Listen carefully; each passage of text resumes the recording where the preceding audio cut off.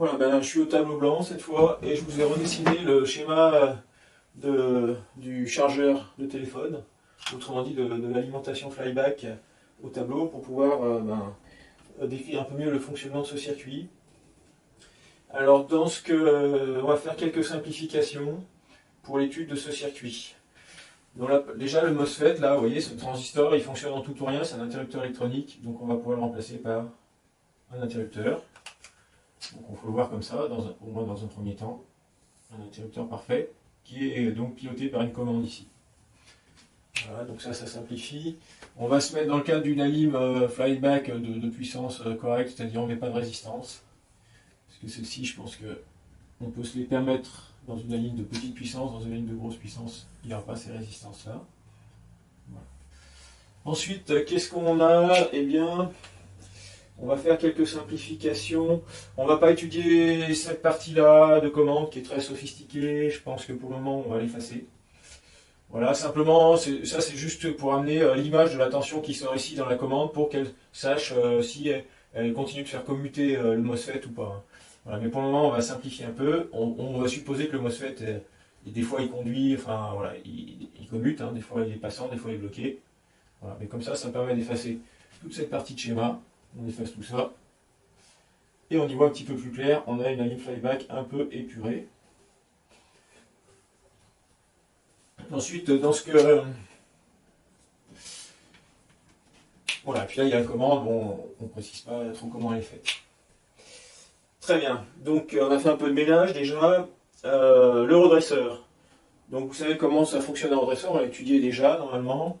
Vous savez qu'on revient faire le plein du condensateur 2 fois par période de secteur. Hein. C'est-à-dire le secteur s'il est en 50 Hz, donc ça va être 100 fois par seconde qu'on refait le plein de ce condensateur. Et entre deux pleins, il se vide un petit peu en fonction du courant moyen qui va être absorbé ici. Voilà. Celui-là, bon, on lui donnera un nom plus tard, mais ouais, on peut l'appeler I1 je crois déjà. Puisque c'est le courant dans le primaire du transformateur, on l'appellera I1. Celui-là on l'appellera I2. Voilà. Mais pour le moment, j'en dis pas plus. Ce que je vais faire, c'est qu'en gros, ici, on a une tension quand on recharge sur les crêtes. Hein, donc, la tension, c'est du 230 volts efficace. Et pour avoir la valeur crête de la sinusoïde ici, il faut que je multiplie par racine de 2. Donc, je multiplie par racine de 2. Donc, je fais ça sur la machine, hein, 230 fois 2 radical. Et j'obtiens 325 volts. Voilà. Il y a 325 volts crête, ici. Et bien en fait, donc on refait le niveau à 325 volts crête aux bornes du condensateur, moins 0,6 volts, plus 0,6 volts, parce que ça serait en conduisant à travers deux diodes. Alors vous m'accorderez que les 0,6 volts aux bornes des diodes, hein, par rapport à 325, c'est complètement négligeable. Et ce condensateur, entre deux recharges, il va se vider un petit peu. Hein. Donc la tension bande du condensateur, elle va ressembler à ça. Hein. C'est-à-dire, on refait le plein à 325, ça se vide un petit peu, on refait le plein à 325, etc. Comme ça. Et ça va être toutes les 10 millisecondes. Hein. Puisque on fait le plein 100 fois par période. Et là, sur la crête, là, ici, on est à 325 volts.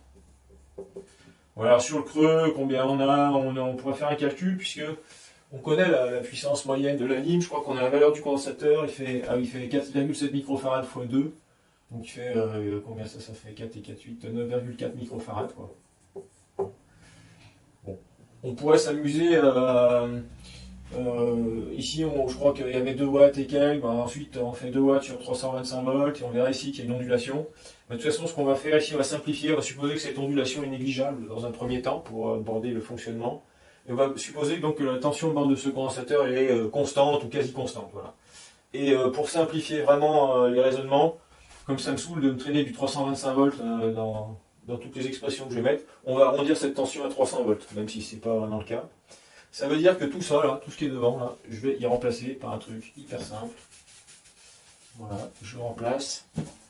Et qu'est-ce que je vais mettre, à votre avis, à la place? Un truc avec une tension de 300 volts assez loin qui ne bouge pas, et bien ça s'appelle un générateur de tension. Voilà. Et on va dire qu'il fait 300 volts, bon c'est plus ou moins, qu'il ondule un peu, voilà, peu importe. On peut garder ça dans un coin de notre tête. Voilà, mais on va dire que c'est 300 volts. Alors après, qu'est-ce qu'il faut faire pour bien comprendre le fonctionnement de ce circuit? Alors on va faire la même chose ici, c'est-à-dire que ce condensateur-là, c'est un condensateur qui va être chargé par le courant I2 là, qui passe de temps en temps là, à travers la diode. Hein. Et puis il sera déchargé par ce qu'on a branché ici, c'est-à-dire le téléphone portable, quoi, par exemple. Hein. Donc il y a un courant qui sort. Mais bon, l'idée de toute façon, c'est que au fonctionnement normal, tout le courant qui va dans le téléphone est compensé par le courant moyen qui arrive par la diode. Et la tension borne du condensateur a tendance à rester constante. De toute façon, à l'échelle des commutations du transistor MOSFET qui vont être de l'ordre de 100 000 commutations par seconde, hein, cette fois on n'est plus à 100 par seconde, on est plutôt à 100 000. Voilà. Eh bien, les quantités d'énergie qui vont arriver à chaque fois dans le condensateur seront suffisamment petites, ou les quantités de charge de courant, pour qu'on puisse considérer la tension à ces bornes constante ou quasi constante. C'est pareil, ici la tension. Donc en fait, dans l'esprit ici, on va considérer que, pour modéliser, on a un générateur de tension de 5 volts. Voilà. Et puis c'est lui qui va absorber le courant, donc à la limite on n'a même plus besoin de mettre la charge, etc. Voilà. De toute façon, voilà. Et la commande qui était ici, va réguler pour qu'il y ait 5 volts ici, donc voilà, en régime permanent ça sera le cas. Alors il n'y a plus qu'un petit truc qu'il va falloir modéliser, c'est le transformateur qui est ici. Et le transformateur, alors il y a des modèles plus ou moins sophistiqués de transformateurs. Vous connaissez le transformateur réel avec la CF de fuite, toutes les résistances et la CF magnétisante, et le transfo idéal. Eh bien, pour comprendre le principe de l'alimentation flyback, on va idéaliser ce transfo, c'est-à-dire on va mettre un transfo idéal à la place, mais pas que, parce que si je mets un transfo idéal, on ne peut pas comprendre comment fonctionne la ligne flyback, on va avoir besoin aussi de la CF magnétisante. Donc je vais effacer un peu tout ça, et je vais vous mettre le modèle qu'on va mettre à la place. Donc on va mettre un transfo idéal. Donc un transfo idéal, je vous rappelle que ça se dessine comme ça.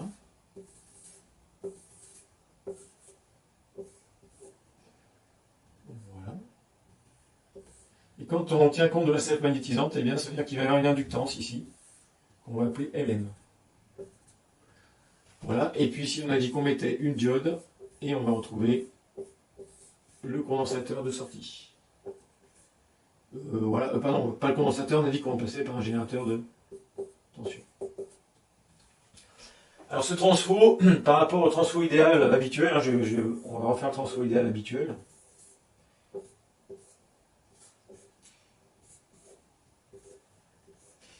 Voilà. Si on met une tension V1 à l'entrée, que le transformateur a un rapport transformation M, et bien ici on obtient la tension V2 qui est égale à M fois V1. Voilà. Et si jamais il y a un courant I2 qui sort ici, eh bien c'est que le courant qui entre ici c'est M fois I2.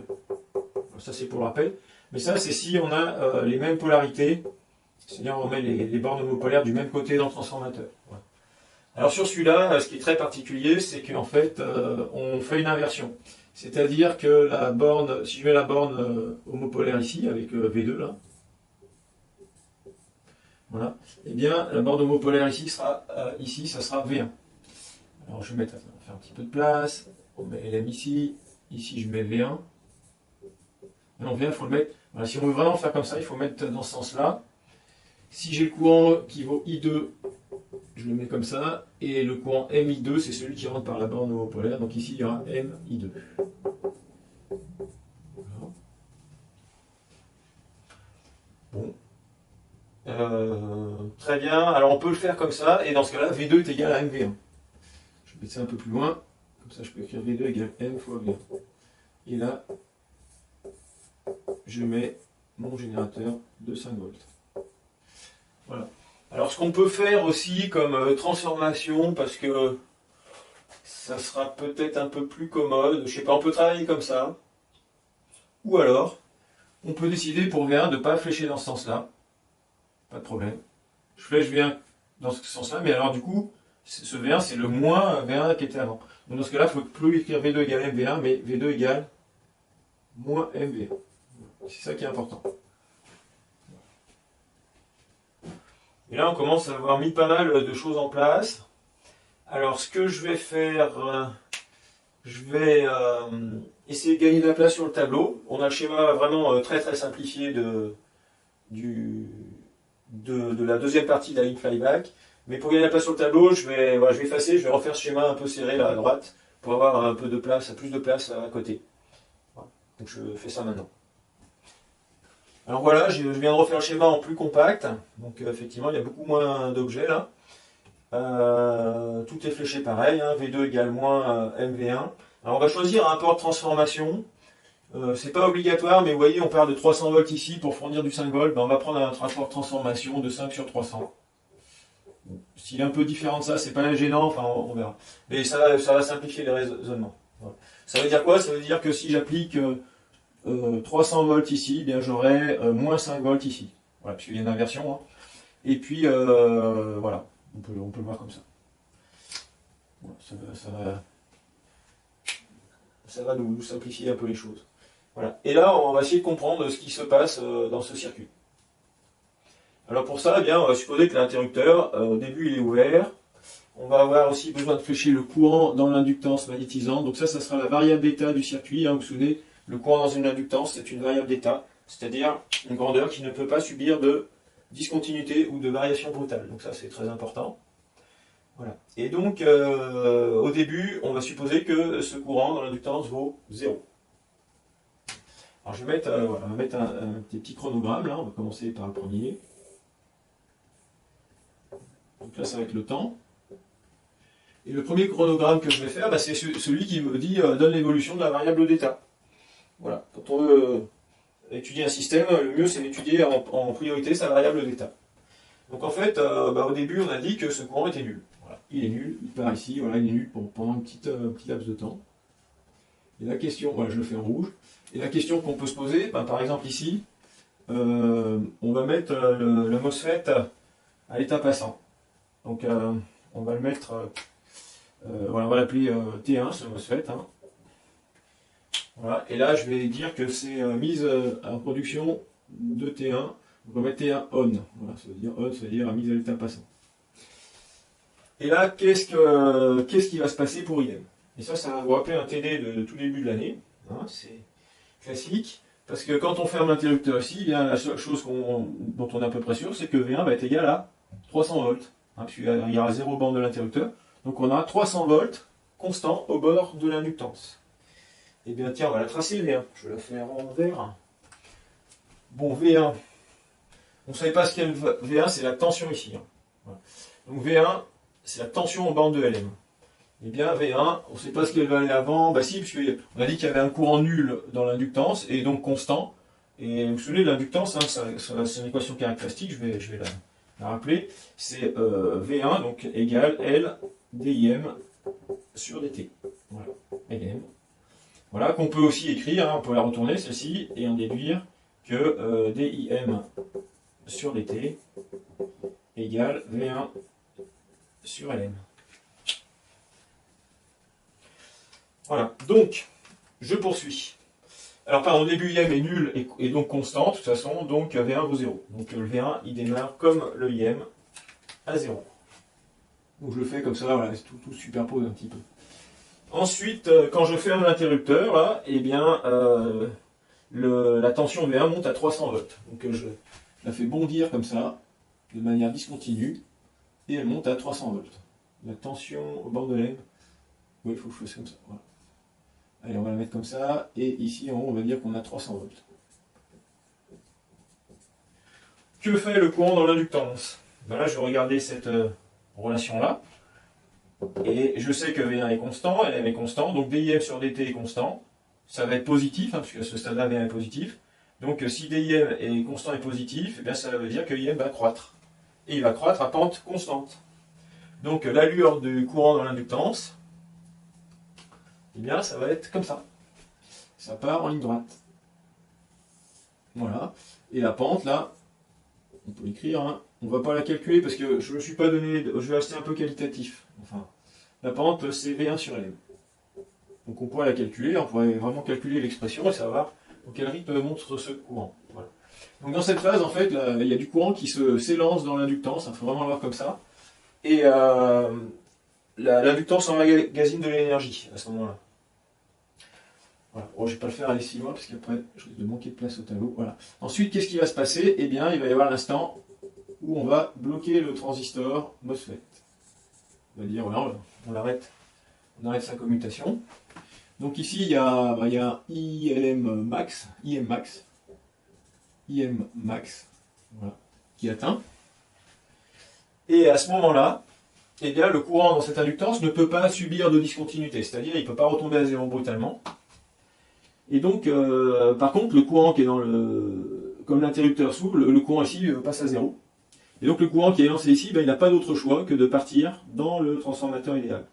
Et s'il part dans le transformateur idéal, et dans ce sens-là, eh bien, il n'a pas d'autre choix que de s'écouler, de ressortir par là et de faire le tour par le 5 volts.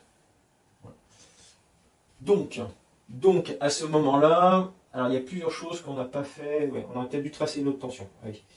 Je vais la faire en dessous, je vais refaire un axe du temps. Parce que, pour que vous compreniez bien.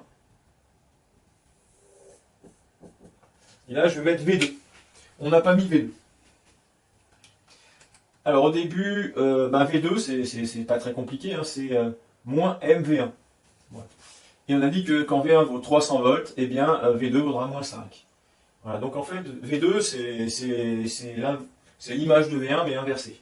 Alors je vais le faire là, c'est V2, ça c'est V1, là je fais V2, donc V2 je le fais en vert, comme ça les tensions sont en vert, hein, on le voit bien comme ça.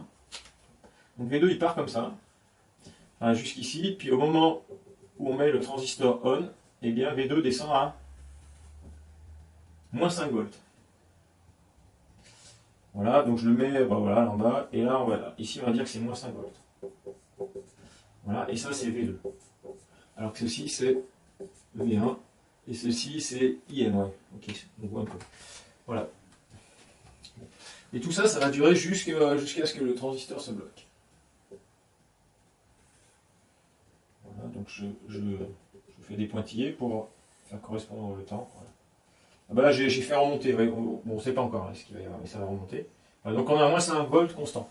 La question qu'on peut se poser, c'est que si on a moins 5 volts là, et plus 5 volts ici, bah, le potentiel le plus haut, c'est celui-là, il y a plus 5, celui-là moins 5. Ça veut dire que les charges ont plutôt tendance à vouloir aller dans ce sens-là, mais dans ce sens-là, la diode bloque. Donc pendant toute cette phase-là, I2 vaut 0. Eh bien, je vais mettre I2. Hein. Allez, allons-y pour I2. Donc I2, bah, on a dit c'est 0. Donc I2, je vais le faire en rouge. I2, il est comme ça. Hop là. Voilà, lui, c'est I2.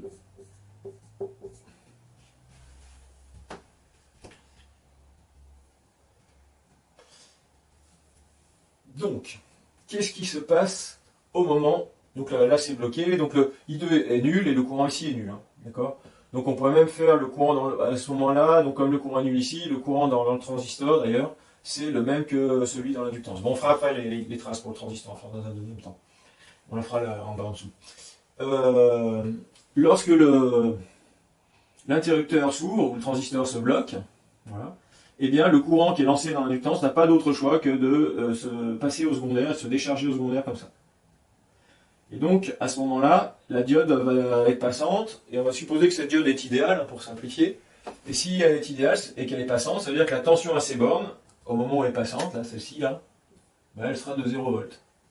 Et donc, la tension V2 sera égale à 5 volts, puisqu'il y a 0 volts aux bornes de la diode.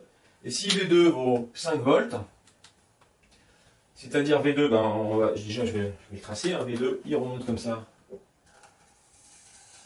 à plus 5.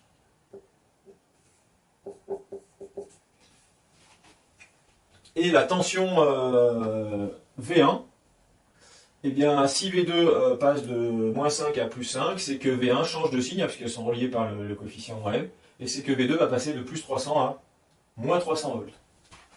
Voilà. Alors je le fais comme ça, il part de plus 300, et il passe à moins 300. Alors, j'ai les deux courbes qui se télescopent, j'aime pas trop. Alors, ce qu'on va faire, on va faire le plus 5 plus petit, comme ça, il va rester... Voilà. 300, j'aurais dû le faire plus petit aussi. Ah, j'aurais pu faire ça aussi. Bon, c'est pas grave. Allez. Voilà, plus 5. Le 300 aussi, je le fais un peu moins haut, parce que c'est pour montrer que c'est symétrique. Voilà. Plus 300 volts. Tac, tac, tac. Ici, moins 300 volts. Et donc à ce moment-là, eh bien, le courant dans l'inductance, le IM, là, qu'est-ce qu'il va faire? Eh bien, comme V1 vaut non pas plus 300, mais moins 300 volts, eh bien, IM, au lieu de croître, il va décroître. Voilà, et il va décroître avec la pente descendante, qui est symétrique ou qui est l'opposé de la pente qui est ici, hein, puisque voilà, c'est l'intérêt d'avoir pris le rapport de transformation en 5 sur 300, ça fait que tout est symétrique. Donc le courant IM, eh bien, il descend comme ça. Voilà. Et tant qu'il y a du courant, la diode conduit, hein, et on va faire la trace de I2 à ce moment-là. Voilà, la diode va conduire jusqu'à ce que I2 devienne nul. Alors I2, ben, c'est quoi I2? Ben, I2, c'est, dans ce cas-là, on a IM qui est égal à MI2. Hein. Donc en fait, I2 sera, je vais vous l'écrire, on a, quand le transistor est bloqué, hein, on a IM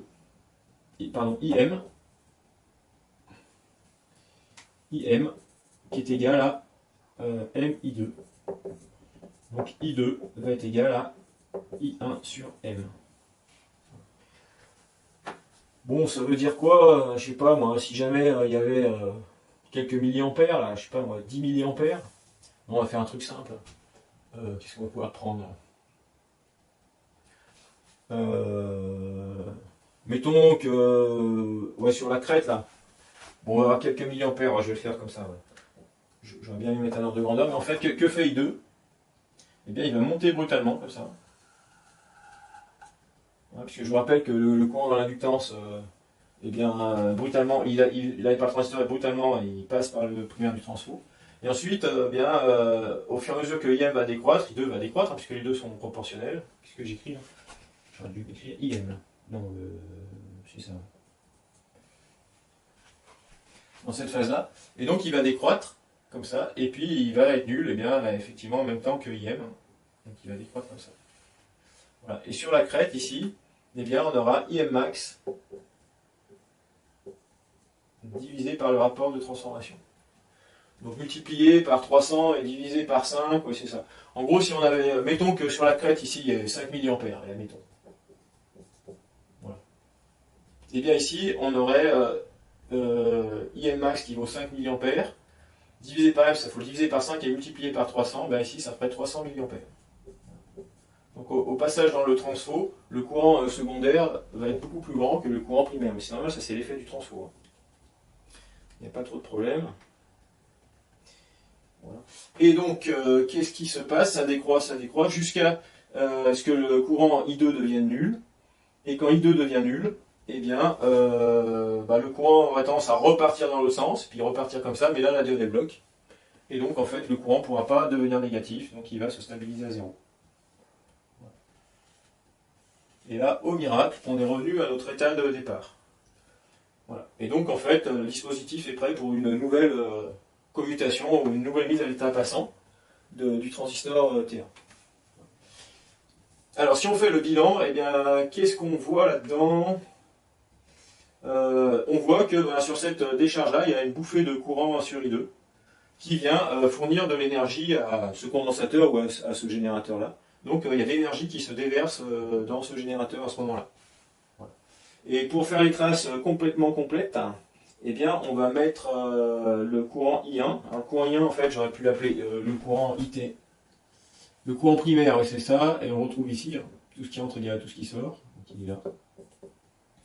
Voilà. Et puis on va mettre ici la tension aux bornes du MOSFET, on va l'appeler VDS, puisque c'est entre drain et source. Voilà, VDS du MOSFET. Et puis on va tracer la courbe de ces courants et tension ici. Je crois que... Ouais, je vais mettre tout en bas parce que je crois que tout est positif tout le temps. Ouais. Tout est tout le temps positif. Allez. Voilà, alors je vais correspondre les différents instants. Alors, au début...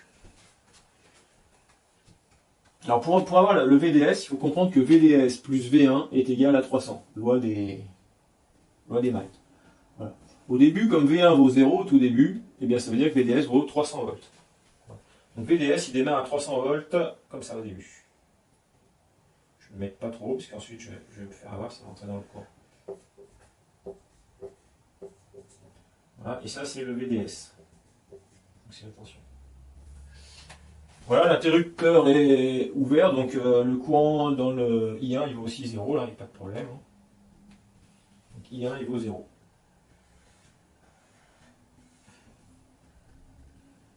Donc ça c'est I1. Alors, on aurait pu l'appeler ID aussi, hein, c'est le courant dans le drain du MOSFET. Voilà à peu près où on est. Et puis qu'est-ce qui se passe par la suite? Quand on met le MOSFET à l'état passant, donc il devient un équivalent à fil, ben là il y a la chose très simple, c'est que son VDS tombe à 0. Ça c'est sûr, et puis ça va durer pendant tout le temps où il est passant. Voilà. Et c'est justement là, à ce moment-là, que la tension borne de LM devient égale à 300 volts. Quand la tension borne de LM est égale à 300 volts, on a dit que celle-ci est égale à moins 5 et que la diode était bloquée, donc que I2 valait 0, que MI2 valait 0. Donc le courant ici, il est nul. Donc si on fait la loi des nœuds, on s'aperçoit que I1 et I1 est égal à IM, puisque I2 vaut 0. Okay. Puisque normalement on a I1 plus MI2 égale IM, mais là MI2 vaut 0. Donc en fait le I1 c'est le même que le IM. C'est-à-dire qu'il va faire ça. Jusque là. Alors je le fais monter en ligne droite. Voilà. Et il va finir à IM max. Voilà, et on avait mis 5 mA, mais c'était pour l'exemple. Hein. Je vais laisser IM max. Et par contre, qu'est-ce qui va se produire au moment où on va ouvrir cet interrupteur, où on va bloquer le MOSFET? Eh bien cette fois, I1, il n'y a pas d'autre choix que d'être nul. Donc il va retomber à 0. Ça, c'est violent. Et puis il va rester à 0 jusqu'à ce qu'on décide de remettre en conduction le MOSFET. Voilà, qu'est-ce qui nous manque à tracer? Eh bien, au moment où on rouvre cet interrupteur, on va se poser la question de ce que vaut VDS. Allez, VDS, je vais l'écrire. Hein. VDS, c'est 300 volts. Alors, des mailles, hein, c'est 300 volts moins V1. Voilà, ça c'est clair. Et donc, on va faire un peu de place là. 300 volts moins V1, et bien donc, c'est là qu'il faut bien raisonner. C'est qu'en fait, V1, dans cette phase-là, il vaut moins 300. Donc si je fais moins 300, hein, V1 vaut moins 300, ça veut dire quoi très exactement? Ça veut dire qu'en fait, au lieu d'avoir le plus ici et le moins ici, on aura le moins ici et le plus ici. Donc en fait, les 300 volts vont se rajouter aux 300 volts ici pour donner la tension entre drain et source. Et donc 300 plus 300, ça fait 600. Donc à ce moment-là, la tension borne du MOSFET, elle monte, et elle va à 600 volts.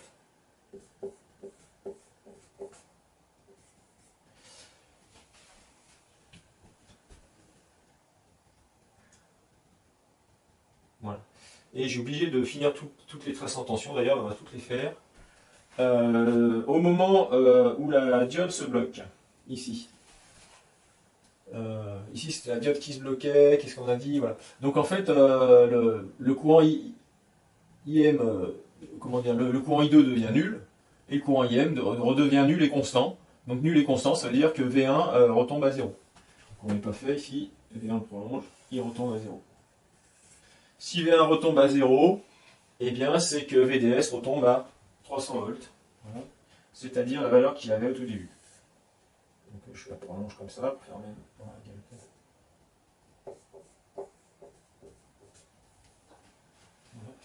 et puis, qu'est-ce qu'on avait? Et V1 devient égal à 0, et donc V2 qui est égal à moins V1 retombe à 0 aussi.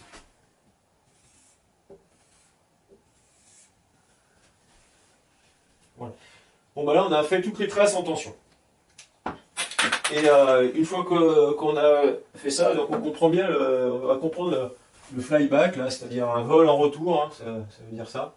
Bon, vol, je ne sais pas pourquoi, mais en gros, typiquement, dans la première phase là, où le transistor est passant, là, de là à là, eh bien, on voit que on prélève du courant I1, c'est-à-dire du courant sur ce générateur. Donc en fait, on aspire de l'énergie de ce générateur, et en fait, on la stocke dans l'inductance ici. Voilà ce qui se passe. Et c'est cette phase où le courant monte dans l'inductance, ici. Voilà. Et puis, il y a la deuxième phase, quand on ouvre l'interrupteur, I1 retombe à 0, donc on ne prélève plus d'énergie ici. Voilà. Et par contre, il y a de l'énergie qui se libère et qui va donc, parce qu'il y a du courant qui va en direction du générateur sorti de 5 volts, donc celui-là reçoit l'énergie, en fait il reçoit l'énergie qui a été stockée dans l'inductance ici. Et ça, voilà, donc il faut vraiment comprendre ça. On charge de l'énergie dans l'inductance, et puis on ouvre l'interrupteur, et cette énergie se décharge dans la sortie. Et ça va nous permettre de faire un petit bilan énergétique bien rapide et facile, qu'on va faire maintenant. Et vous allez voir qu'on va établir une formule de la puissance délivrée par cette alim assez rapidement. Bon, je fais une petite coupure vidéo, et on reprend.